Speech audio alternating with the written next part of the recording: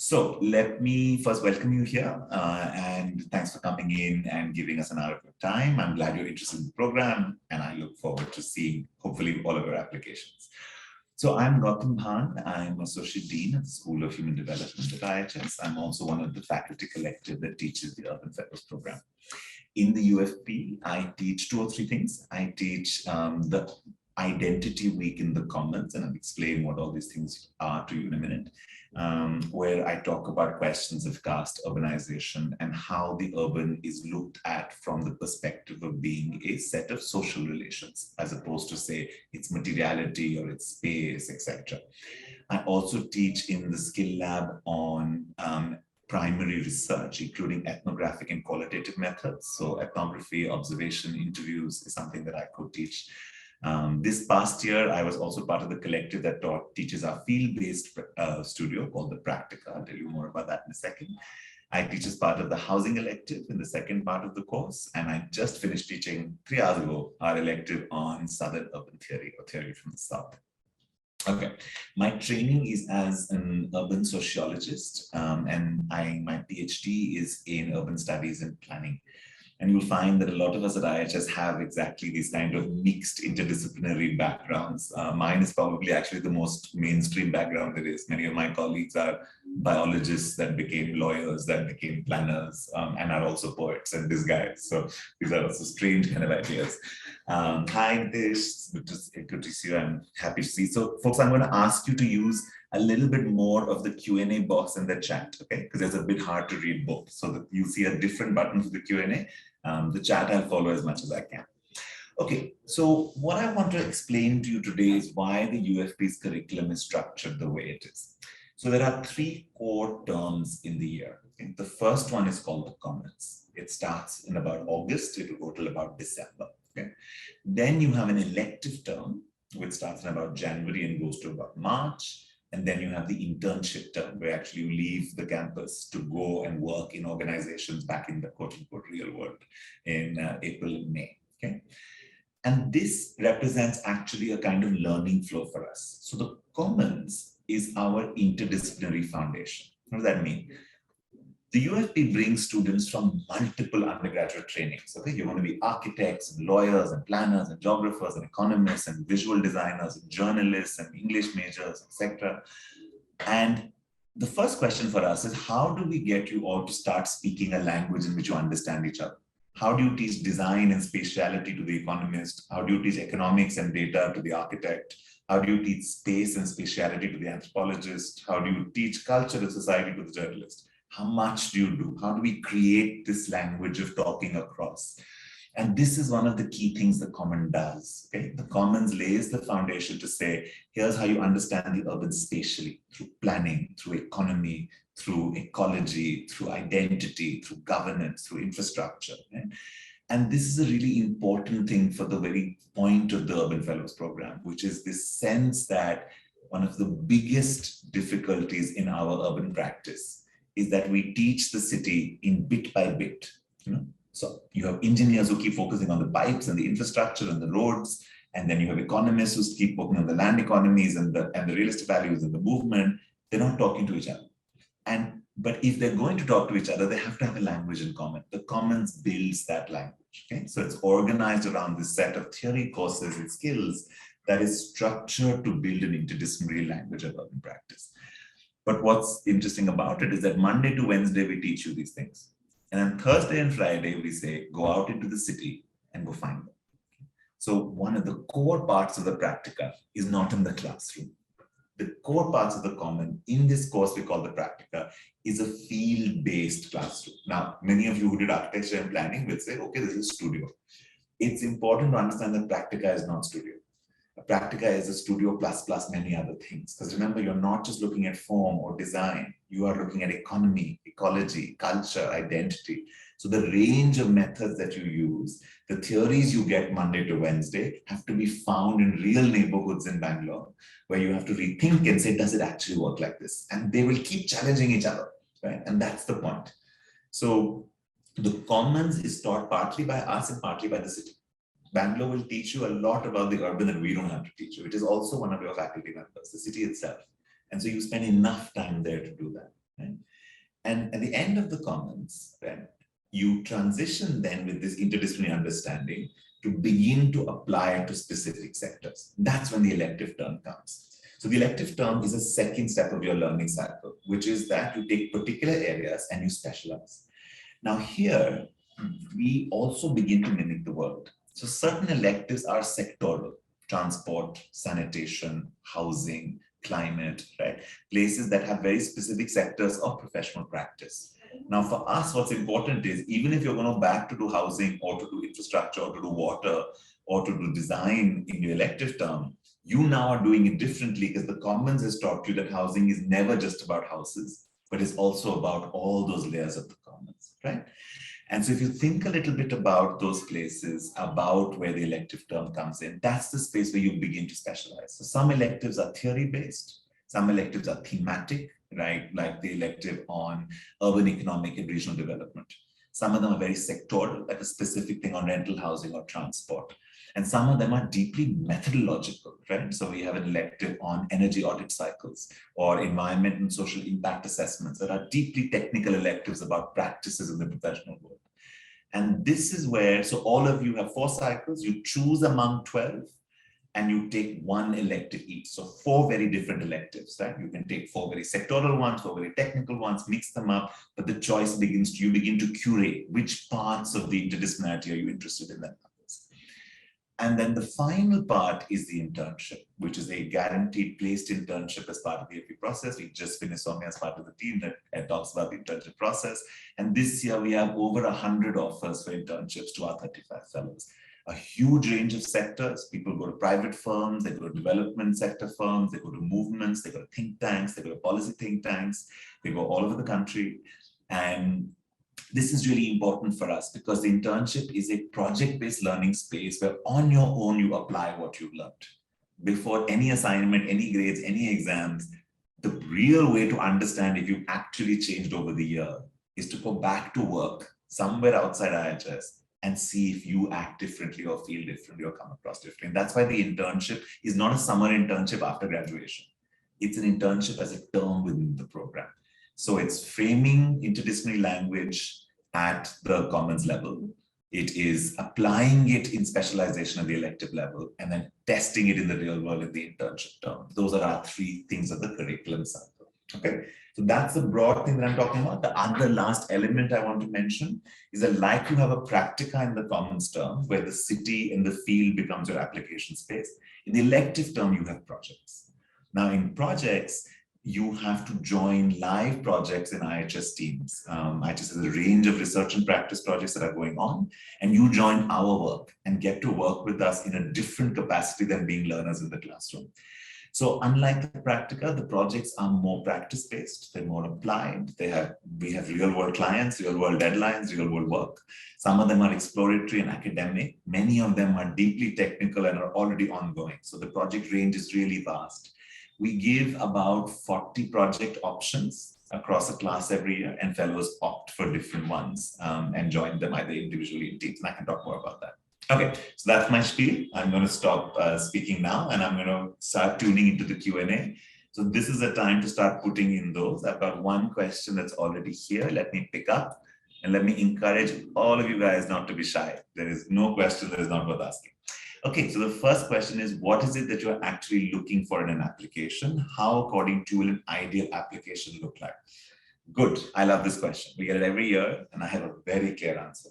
1, please don't try and impress us in your application by sounding either very sophisticated or using language that you don't normally use, right? By sort of throwing around big jargony terms. The urban is a political economy of sophisticated, complex systems. Don't need it. Write how you talk. We will be able to sense in an application if you are coming across authentically. I know a lot of people say this, but you talk to any of our alumni, and I swear to you, listen to their testimonials. The only advice they will give you is don't try and fake this. Don't try and crack it. I know we are basics. You give us an application, you give us an exam, we will crack it. Don't try and crack it. The most important thing we want is not to assess your excellence. All of you are learners who will learn from this program.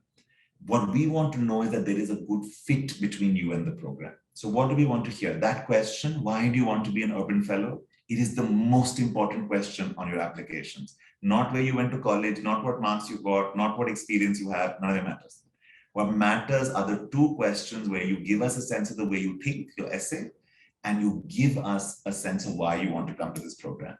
Which means if you need to understand that this program is not for everybody, right? So for example, if you tell us, I am a transportation person, I really want to focus on transportation, it's the only thing I want to work on.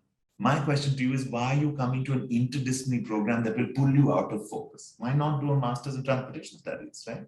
So why interdisciplinary? What does interdisciplinary mean? What do you think it means to you? Why do you want to study things outside your discipline?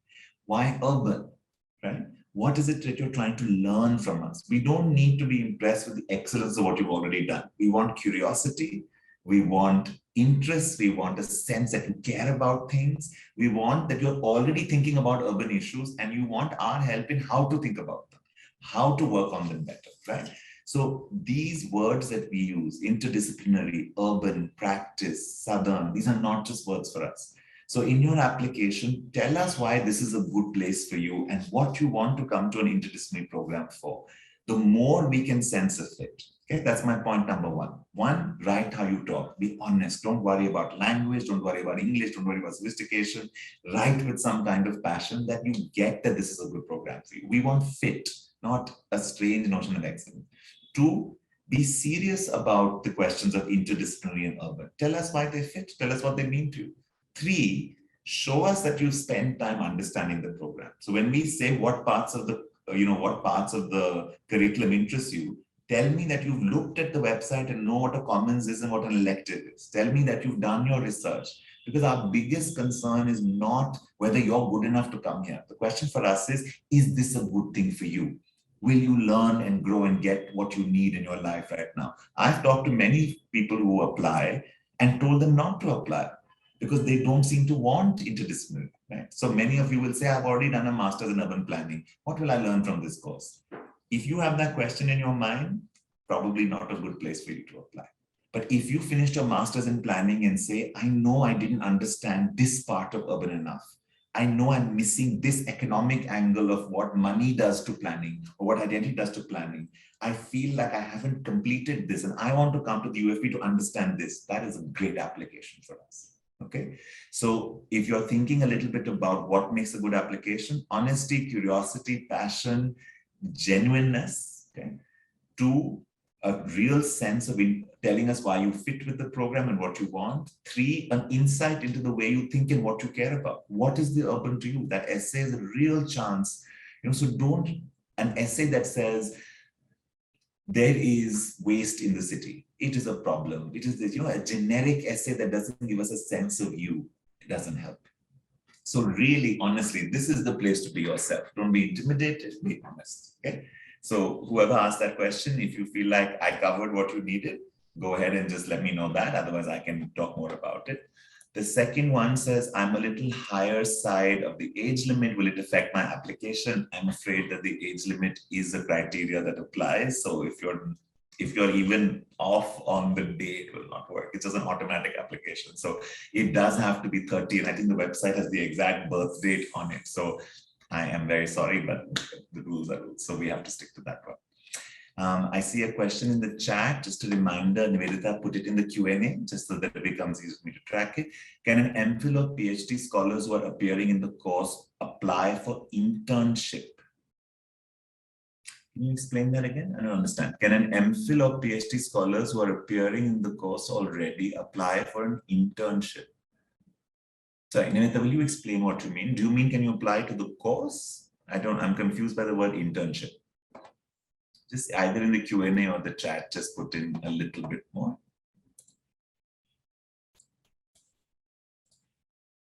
Yeah. Okay, so here's the third question. If someone is a fresher or doesn't have work experience, what can they submit for the work sample question? Good question, okay? So a work sample question doesn't necessarily mean a piece of professional work. You may have written a piece of writing. You may have an assignment for your undergrad course. You may have some free writing. You may have written something that you publish on a blog somewhere, or you may have just a piece of writing even unpublished that is yours. So a work sample is a way to show us the way you think, including how you think academically, right? Research is also a practice. So don't worry that it doesn't have to be a project report, an office kind of, quote unquote, within the bounds of formal work. It can well be something you've written outside that, or keep it personal. And that's okay. It's perfectly fine to use previous assignments with some modification. Just remember, if you're submitting an assignment work that was group work, put a little note in the box about your specific contribution so we're able to assess it a little bit better. Okay.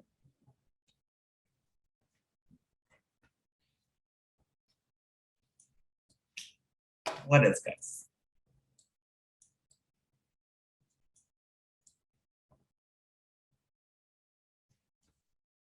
Don't hesitate. You can pull up even the other ones. All right. How does UFP help prospective PhD applicants? Okay, good question. So the UFP has a very strong track record of people leaving to go do PhD programs both in India and abroad. Okay, so in India right now, our alumni are doing programs in sociology at IIT Bombay. They are doing programs in labor studies, informality at JNU. They are abroad, they are in PhD students are in Cornell, in NYU, in Berkeley, in Madison, I can remember in New York, in University of Toronto, many places. So we are a good sort of, many of our graduates at some point, I mean, now we have 6 years of alumni, so at different time, not immediately, but if you go immediately, most go at least 2-3 years after the UFP, after working. But there are two ways in which a UFP can help you with the PhD. One is that we do emphasize and give you space to learn key academic skills, right? Interdisciplinary thought, you read a lot of written work, you have skill labs that help you in research methods of all kinds. And two, for those who are more on a research track, the elective term always has what we call theory electives. So folks that are more conceptual, that are very similar to the kind of PhD or doctoral or graduate seminars that you would do. So for example, these last 2 weeks, I've been teaching a seminar called Theory from the South. Now that is a classic urban theory seminar that you would do in a graduate program. So for fellows that are headed towards a PhD, these kinds of elective choices are actually their practice as future academics. So I think that actually the UFP is quite well placed in terms of helping you find a research question, let alone, of course, the part where you think about how, let alone the part where, of course, you think about that it also gives you access to a network, right? You get letters of recommendation from faculty here. You get contacts of alumni who are in PhD programs like I've been mentioning at all these places. So you also enter a network that's very important for you and very important in the system for admission. So it's quite a good trajectory towards a PhD, and many of our alumni have gone on to do that, if that answers your question. Okay. Good. Let me take the next one. Is a master's degree necessary? Absolutely not. So the batch this year, I think about 35-ish%, no, I think about 40% of the batch is a master's, and about 30-ish% of the batch has a BA or BCom or BTech or whatever. So every year the class is split between folks who come after masters and after bachelors. We want that diversity. We like that mix. It gives a very different set of perspectives in this. You have folks who have worked a little bit, worked a little bit less, and those experience sharing is really important for peer learning. So you don't need a master's. You can absolutely apply after an undergraduate program. You can apply after a +2. You can apply without a +2. So all of those things are possible. And we have admitted candidates without any undergraduate formal qualification in the past as well, who have written in because they have said that they have worked after their +2, either formally or informally, everything from activism to formal graphic design, for example. And all of those are fine. So, and it's not necessary. Okay, so I've answered Nikita's question. I've answered Anonymous. Okay, my experience is in rural areas. I wish to transition to the urban. Is the program a right fit for me? Yes. Okay, so now just see the language you use. When you say, I wish to transition into the urban. So even linking back to what's a good application, this is a good application because you're telling us that you want to come to the UFP because you want it to help you transition to the urban after having worked in the rural, right? Now, this is precisely a clear fit for us because we know we can help you. We know that you learn and grow when you're here. And that's what we want, the fit, not an evaluation of a threshold, but a fit. So yes, so many of our fellows have worked. I'm thinking of fellows from 2 years ago, particularly one fellow, Pratiksha, whose work was entirely in rural areas on food security. And she came here too, and she both looked at urban food security, but she also looked at the urban-rural continuum in food systems, which was her focus area of work. So we are a school of human settlements, right? And we chose that name for a reason in IIHS to indicate that our work is across. We certainly are urban focused. We are not IRMA, so we look at the rural through the urban. So I want to be very clear about that. But you can absolutely, if you're willing to connect the rural and the urban, this is a good way for you to do it. And much of our work actually does this automatically. You can't work, for example, on questions of climate change if you don't do the spectrum, right? Water, air, resources don't respect municipal boundaries between the rural and the urban. When we work on social policy and development studies, for us, the question of Narega and non-Narega is pivotal. So the urban-rural are constantly present as a conversation in the classroom, and you can absolutely use us to transition. It's a very good reason to come to the UFP. Okay, I will be 30 just before the application date. I have gained experience till now to realize how important it is to get a perspective. Is there a way to join the fellowship? I think that if the date is very close to our cutoff, maybe I'll ask you to just write to the info@UFP email that's on the website, and we just take a look on a case-by-case basis. Typically, we do hold the line because it becomes unfair to other applicants on that link. So, but I'll just see if you're saying if it's just before the application date, we could just consider it in email. So why don't you just send us an email on the UFP, the info.email that's on the website. Then we'll take a call. Other options within IIHS for teaching, no. There is our careers page if you ever want to look at it, but this would not be the place to talk about that. So okay, that. Okay, so can UFP fellows work on research publications in collaboration with faculty cohort members? Yes, you can. It is not automatic or easy because the program is very intense. And so there isn't, sometimes the time constraint stops it. But one place where many people have done it is that the project term, the project in the elective term I was talking to you about, many of the fellows work on ongoing research projects. And there they have the option very much of working on a collaboration with the faculty. Every year, some fellows also opt for an independent research project where they, especially those that are keen to go to the PhD track to link to the other kinds of these things. And there, the possibility of writing something is there. We have had fellows publish work they wrote during the UFP. Typically, what happens is that during the term, while they're here, they get to a good draft, but not all the way, which they finish up in the summer afterwards. And that has gone to publication. So several of our alumni have published work, both with the faculty and outside. And the project term is when you use that. And so there is a possibility, but I will say it's hard. It is not so common because it takes a lot, and because the program's intensity means you can't quite do it is the only thing you do, which means that it's doable if you're willing to kind of kill yourself for it, but it is doable. So Rita is asking, in what ways does the diversity of fellows add to the interdisciplinary element of the program?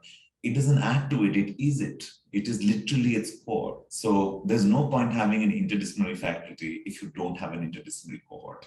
So our admissions is very specific. We ensure that no more than 30% of the class is comprised of any disciplinary cluster. So you cannot have 27 architects, planners, and designers who you think automatically of urban things and not have lawyers and journalists and engineers and geologists and visual artists and writers, etc.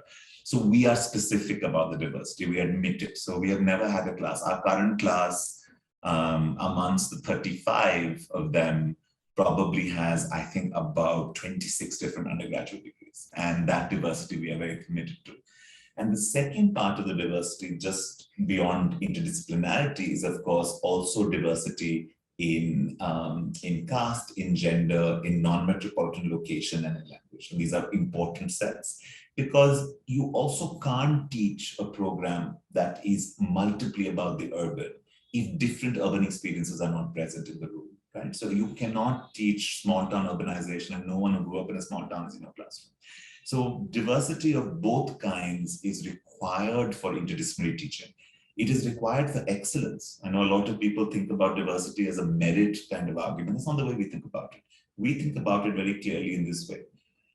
The life experiences of fellows and their disciplinary training and the diversity in their life experience and training is the knowledge they bring into the classroom. That knowledge is necessary for excellence in pedagogy. We can't teach without it. So it's very core to it. So one of the most important facets is that I told you earlier that the city is in a way a faculty in this course. Your peers are the second faculty in this course, and they will teach you as much as we will teach you, if not more. And so for that, diversity of every kind is critical, and we're very committed to it.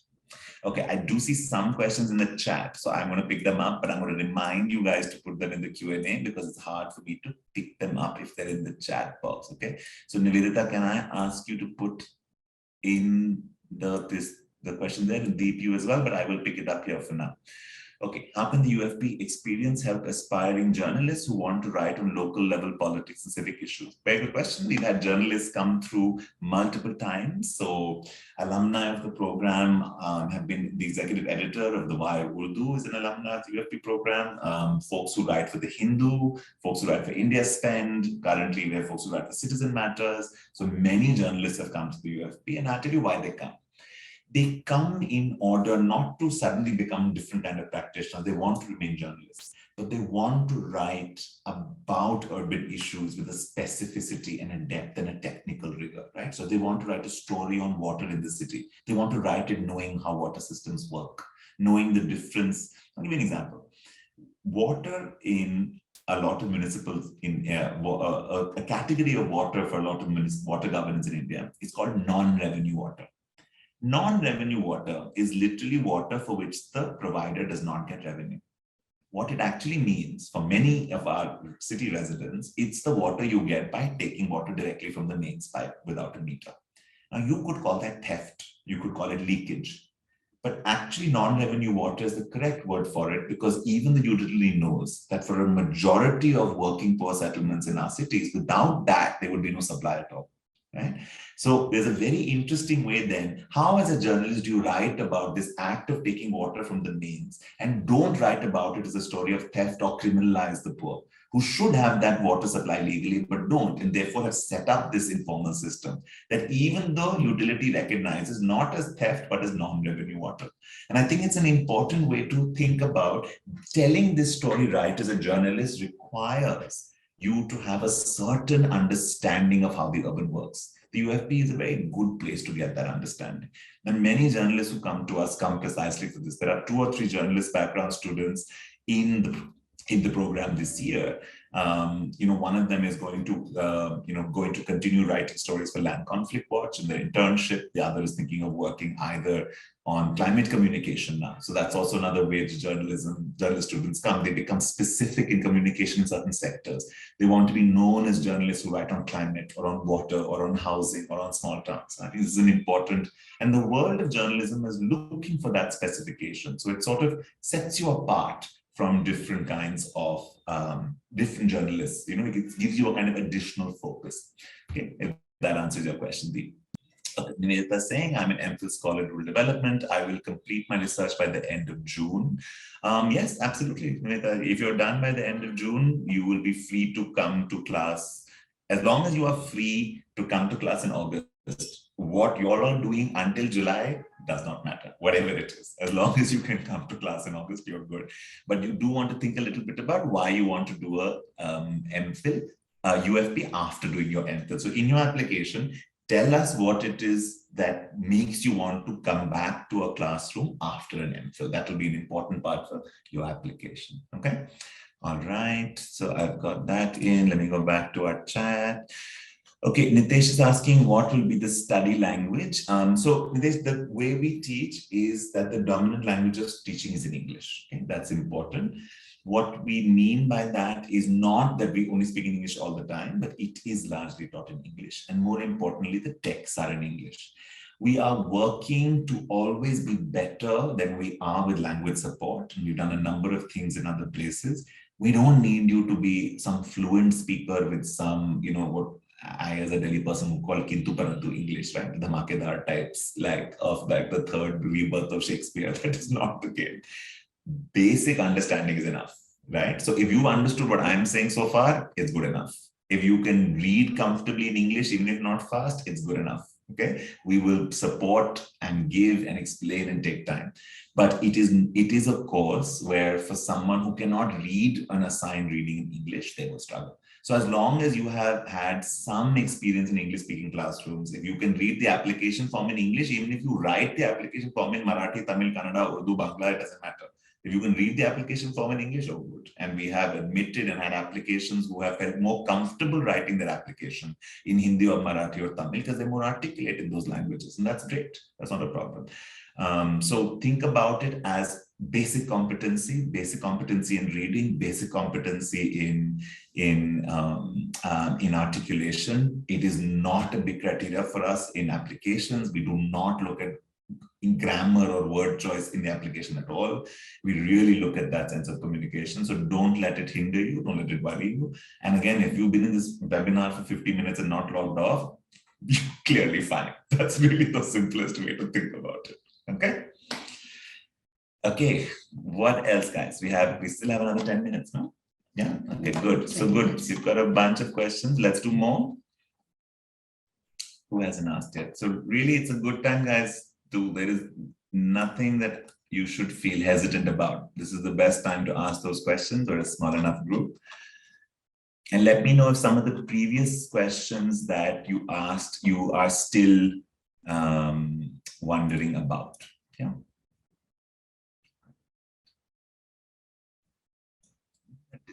Use the dismiss button. Yeah.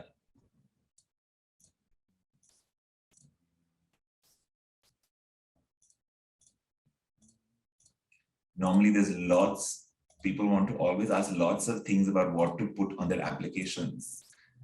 We've only had one of those questions. How are the fellows assessed? Do you mean during the program? So I'll answer it if that's what you, as opposed to the application stage. So during the program, we are not a big fan of, we don't do exams. We're not sort of a mark exam based system. You do a lot of writing, you do a lot of assignments. The assignments can have multiple modes because you come from multiple disciplines. So in previous years, fellows have made board games and films and drawn and made submissions that are in different languages and different forms, but there is a dominant component of writing. You get to produce work. A key part of your assessment in the practica is group presentations, including the project. There's a lot of teamwork because you cannot really do a lot of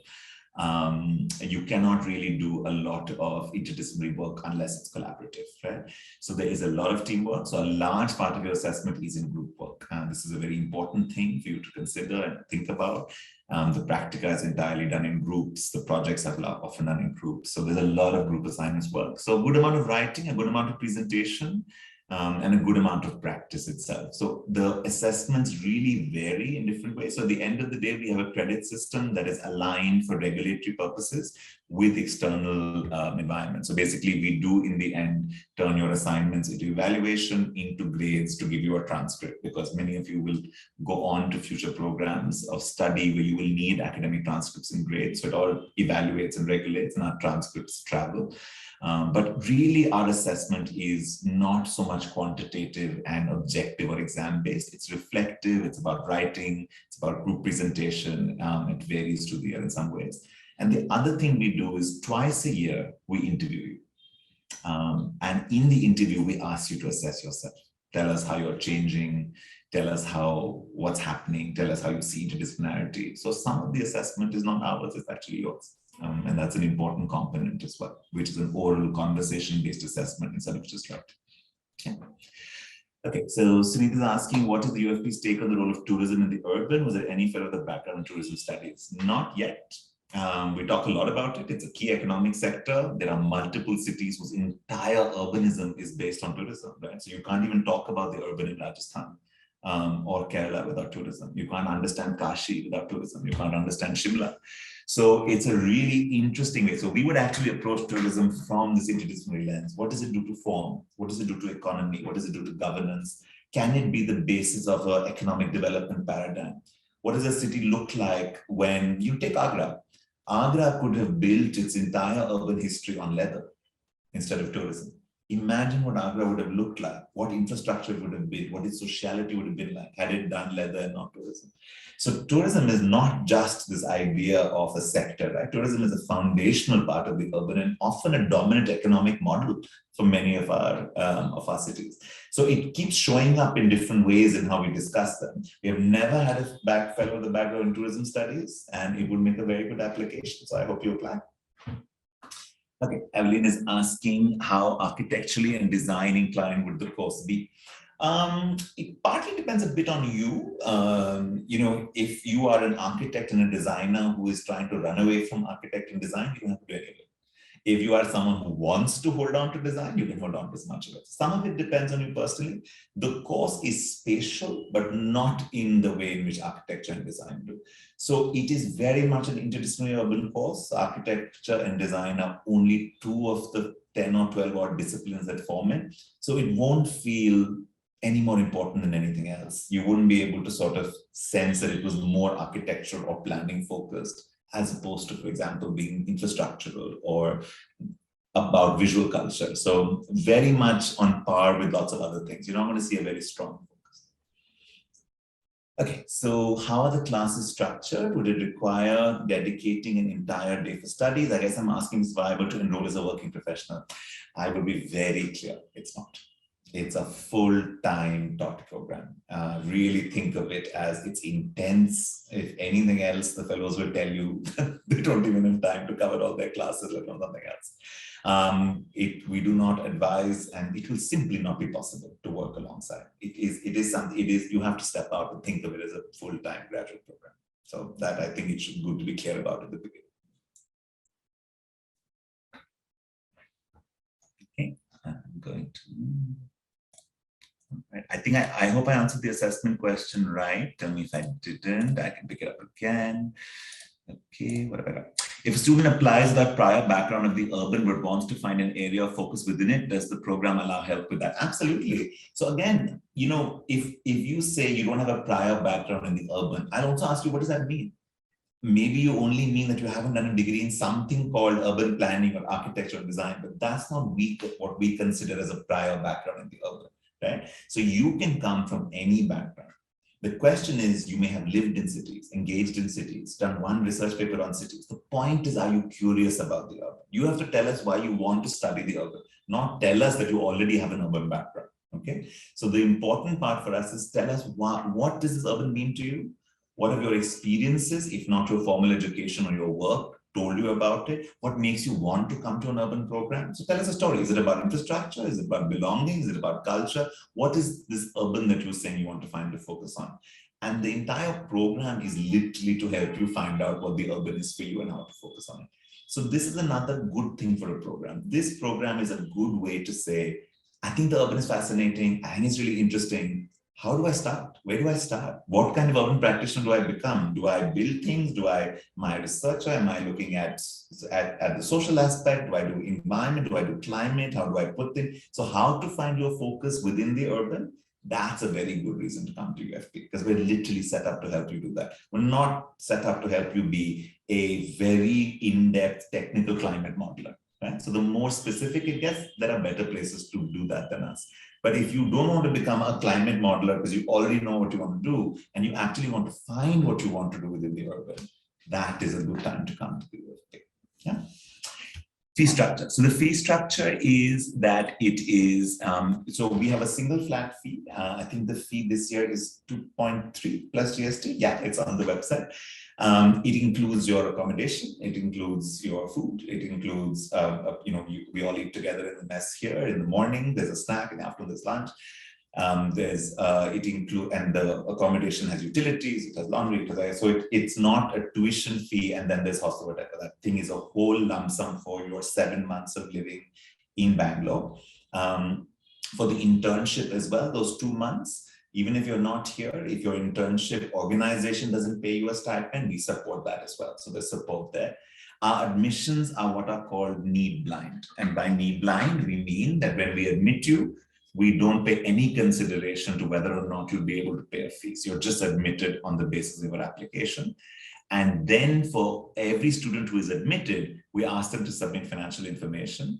And whatever is their need, we fulfill it. So if we feel like you need full support, the full support is given. If you feel like you need partial support or less support. Okay, so your ability to pay is not considered in the evaluation of whether you're admitted. And once you're admitted, we are committed to fulfilling the full need. That's what need blind full financial support means. There are also, for a small number of fellows, an additional living stipend beyond the full tuition waiver, because you may have fellows that come from socioeconomic situations where even with your food and your hostel taken care of, you still need some money in the city, right? There's life and etc. things. So there are an additional living stipend given to fellows who get the maximum financial support based on financial need. Okay? And so this is a process that starts not at the application stage. If you get admitted, then at that point we ask you for that information. So we pick it up there. So it's an important thing to divorce any worry about payment from that. And you will have your financial aid offer at the end. So if you choose to accept a place in the program, you will do it knowing what financial support you're getting, and you can decide if that works for you. Okay. I will say again, every year, the need blind has been quite generously, rigorously applied, and a large, it's not like we have a fixed set of full scholarships and once they're done. The financial aid structure is decided when the class is admitted, because depending on what the need is, we are committed to fulfill the whole part. So that's the structure. Okay.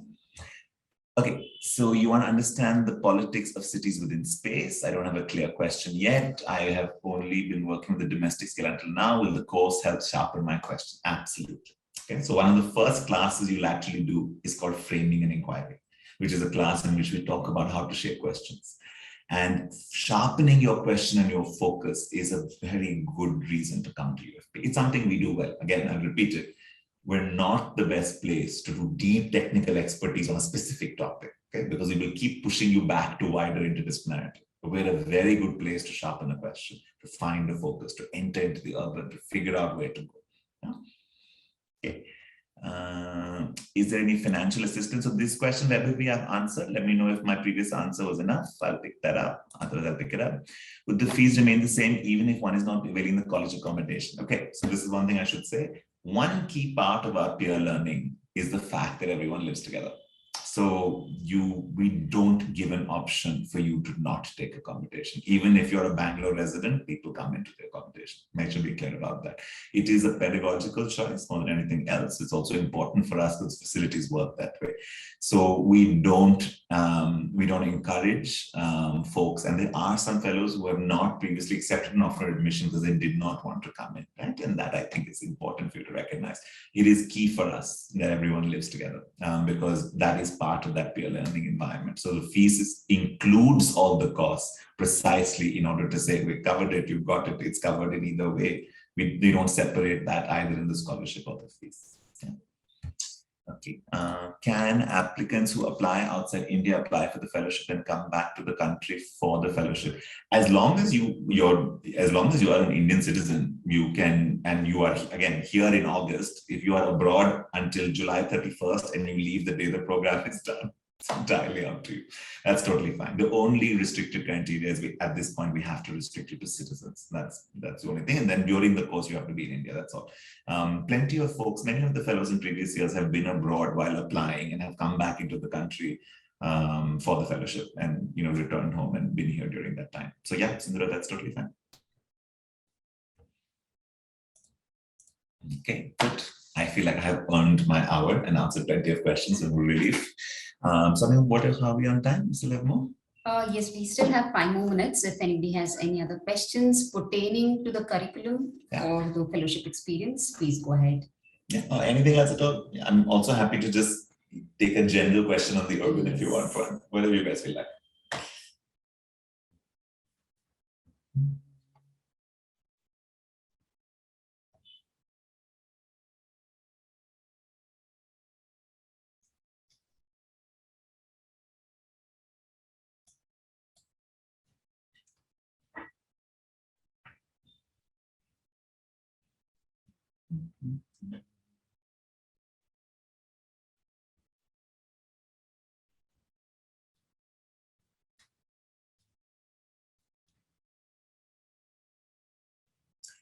Can I elaborate on how master classes are conducted within the curriculum? Yeah. So masterclasses are good. I didn't speak about this. So masterclasses for us are spaces where practitioners of different kinds get to come and tell stories about their lives. Honestly, they're biographies of practice. So one way to answer the eternal question, what should I do? Who should I be when I grow up?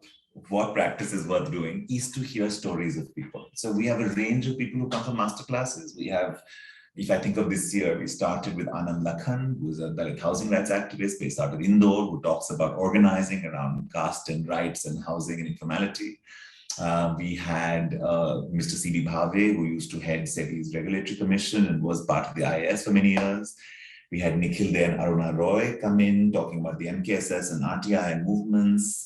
We've had folks like Sai Balakrishnan, who's a professor of global inequalities at Berkeley, talking about land transformation. We've had folks who worked on large-scale private airport projects, coming in from the private sector to do masterclasses. And then Nilikani, who's on our board, has done masterclasses several years, talking about his own work in Aadhaar, etc. So many of the places that come in, the idea is to give an intimate space, conversational. We do about one a month. They sort of happen, in the evenings around 5, you sit around, there's snacks. It's like that. It's not a class like that. There's not a PowerPoint, right? The idea is where literally practitioners tell you how they thought about their lives. Like how did these 30 years of practice come about? How do you make ethical decisions? What are real stories of what happens? So it's a really pivotal space from which to understand the way in which practitioners that we respect that have done a lot have framed decisions about their lives. So that's what masterclasses do for us. They're not about content or a specific topic or a subject area. They are about lives of practice and find ways to be and grow and find yourself. And that's what the role they play is. Yeah.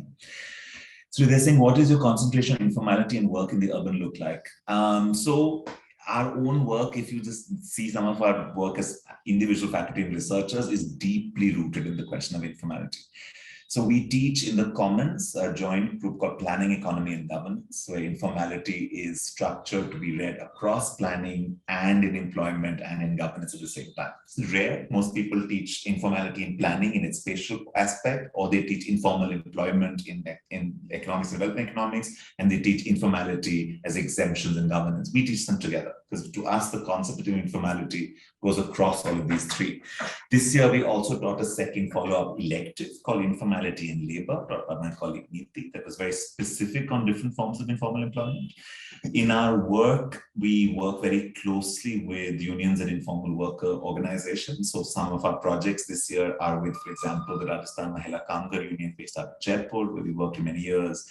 Some of the fellows are working with projects on labor addas, mapping labor addas in Bangalore with Ajivika, who's also one of our partners. And a third set is working on waste picker history with Hasirudalla, which is a waste picker federation based in Bangalore, who's also one of our partners. So because our work as IIHS is very strongly connected to questions of informal work, the teaching reflects that. In fact, a lot of our work in the electives is based out of IIHS's research. When we teach informality in housing, for example, or slum upgradation or informal rent, versus work out in informality and thinking about it as an economic phenomenon. So you will see informality, and I just finished teaching informality conceptually in Southern Urban Theory. So you will see it as a really core structure of our curriculum. One of the big reasons IIHS was started was to think about urban education that was not just interdisciplinary, but was rooted very much outside the canonical traditions of the North, right? So it was very much about writing and teaching the urban from Indian cities. If you're going to teach urban India, you can't but not teach informality. 8 of every 10 of our workers work in the informal economy. 6 of every 10 of our residents live in informal housing of some kind. So it is a central core thing that you'll see right through the program in different ways. Are there topics covered in the housing elective that we explore in the online course in housing justice? Yeah, I mean, we change it a little bit every year. So if you saw the Coursera course, you remember Swastik's elective on rental. So this year, the housing elective was entirely on rental housing. We did all of it on rental. So we looked at government rental, we looked at low-income formal private rental, we looked at informal rental, we looked at rent subsidies and rent control laws and rent vouchers and thinking about building employer new rental housing, what it means to think about migrant hostels for rental housing for migrant workers. So last year we did it a little bit differently. So every year we teach something slightly different within the course. But the way the housing elective, the way that Coursera course on housing justice, which is what this is referred to, that framework we gave in the beginning of affordable, adequate, and viable housing, that framework is IIHS's framework for all our teaching. So even in rental housing, we use the same framework as the Coursera course, if you've seen it. And just for the folks to understand, we have a course on Coursera, it's free, check it out, called Housing Justice, A View from Indian Cities. It gives you a nice sense of the way we teach, if you want to see more about what our curriculum looks like in different ways. How are we doing on time, Sonia? We have another 3 minutes. Another 3 minutes, excellent, okay. All right, guys, let us maximize our time. Any last bits? I'll take the last set of things that come in.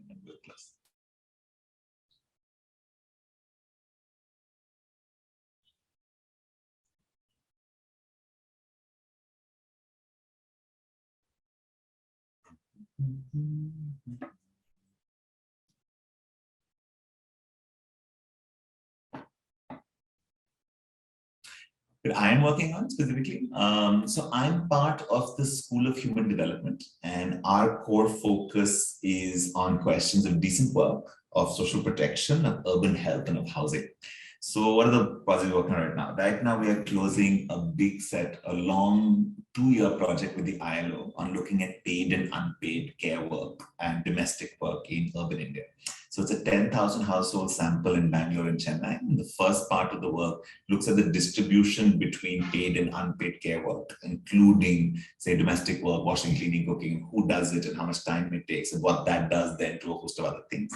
And the second part of the research is to look at the quality of employment of domestic workers. So social security, leave, protections, maternity, wages, etc. So there's that piece of work we're doing. Then a second thing we're doing is work on informal settlement upgrading and regularization. And we're doing this in Patna and in Delhi and in Patna and in Delhi. And that's sort of our focus area on looking at programs for upgradation and regularization in the housing space. We just finished a piece of work for the government of Rajasthan, which wanted a policy framework on thinking about informal workers and the quality of employment in urban areas. So we just finished a policy framework recommendation of them, and 3-4 of the fellows worked on that project with us as well. So that's part of the current project, and 3-4 of the projects worked on the ILO project and also the land project. We also just finished some work on looking specifically on questions of maternal and child health for informal workers. So we're looking particularly at how domestic workers and construction workers can breastfeed their children for 6 months without maternity leave, and what childcare at construction sites can look like. So there's that whole sort of work there. One of my colleagues, Aditi Suri, does a lot of work on gig and platform workers. So she's particularly interested in questions of the new social security code, thinking about how platforms change the definitions of informality, but also the practice of labor contracts. And is an Uber and Ola driver, an employee, a worker, a partner who's responsible. These new forms of informal work and change. So there's picking it up there. So I mean, we are doing, those are the ones that are immediately coming to mind for me. Those are the 4 or 5 things we're doing right now. Okay, so when we have to pick electives, do we get to take a specific number? Do people take many? And then depending on interest, you get to structure it for yourself. So there are 4 elective cycles of 2 weeks each. Okay? Electives are taught in intense 2-week workshop modes. So in each elective, you have 3 choices and you take 1. So you take 1 of 3 in cycle 1, cycle 2, cycle 3, cycle 4. So overall, you take 4 of 12. You decide all of them in December. And that's what happens. So before you get into the elective term in January, you take the 4 of them in one choice. And then you don't shift, because then it gets set. Okay. Okay. Will these webinars be available to watch later? I believe so. Yes. Yeah. So Soumya says yes. They'll be put up on, I think they go on our IIHS channel on the YouTube. That's a good way to do it. Is an urban question a question on a large scale? Absolutely not. An urban question is any question, even based on the experience of one person, that helps you think about the nature of the city or the nature of what you mean by urban. Okay. So if you have walked home at night and whoever you are, wherever you are, and had a moment of uncertainty on a slightly dimly lit sidewalk, you have a question about the urban. It's a question about infrastructure, it's a question about gender, about caste, about public space, about sidewalk engineering, about why the street light is dim, about violence, about possibility, about freedom, about loneliness. All of these are urban questions.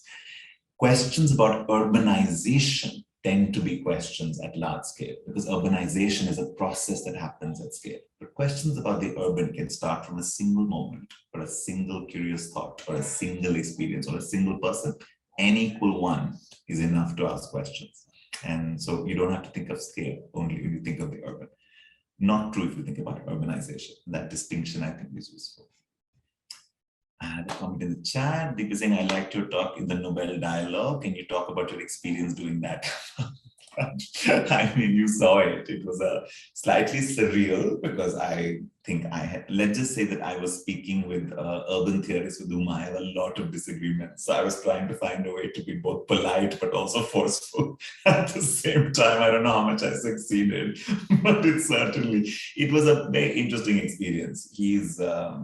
He's written a book that's very widely read, and it's a book that, let's just say, that I have a lot of disagreement with. So I'm happy to disagree. I think disagreements are productive and are vital. I was trying to find the right tone of disagreement to make it productive instead of not. So you can tell me at some point if it succeeded or not. But yeah, it was, you end up sometimes speaking in very strange locations that I have never expected to speak on something called a Nobel Week Dialogue, and I'm not quite sure what I was doing there. But I showed up, I held my ground, I said what I said. So I would tell the fellows to do the same thing. Show up, stand your ground, say your piece. So I showed up, I stood my ground, I said my piece, and the rest of it is not in my hand. All right. Closing time? Yes. So Gautam seems to have answered all your questions. And yeah, we have the next webinar scheduled on Wednesday, 30th of March. Neha Sami will conduct the session and she will take you through the admission process and scholarships. If you have more questions, because some of you did ask Gautam about these. If you have more questions, please come back to the webinar next week. Thank you all once again for attending today's session. So one last thing, guys, I will say is, if you can, please try not apply in the last hour before the deadline. Okay, it puts an enormous stress on our systems. It causes everybody anxiety, including you and me. I'm not saying apply a week before. I know what life is like. I'm not even saying apply just apply the morning off instead of the night off. I will give you an interesting factoid. We get hundreds of applications between 11:01 and 11:59. Okay, never a good look. So just all I'm saying is 11 a.m., not 11 p.m. Not even saying the day before, but do yourself a favor. Don't leave that much risk and uncertainty. Reading it one more time is not going to help. So just time it to get done early, and the earlier you can apply, the better it is. Okay, so try not to leave it literally till the midnight on April 11th or whatever our deadline is this year. Okay, good luck to all of you. Thanks for coming. Thanks for all the questions. Thanks for listening. And I'll say it again, just be yourselves in your applications. If we can see curiosity, if we can see fit, we don't want to be impressed by you. We are already happy that you're applying. We just want to see that this is something that will be good for you and good for us and a fit between the two of us. So tell us honestly what makes you curious. You don't need to tell us that you've already done 100 things in the world. You're coming here to learn, right? It's not a job interview. It's an application for a knowledge space. So tell us what you're wondering about. Ask lots of questions in your essays, okay? You don't need to write 10 answers. Ask 10 good questions, best essay ever, okay? Good luck to all of you. I hope all of you apply, and I look forward to reading many of the applications. All right? All right, folks, have a good rest of the week. Stay safe, take care, okay? And we'll close up the webinar for today.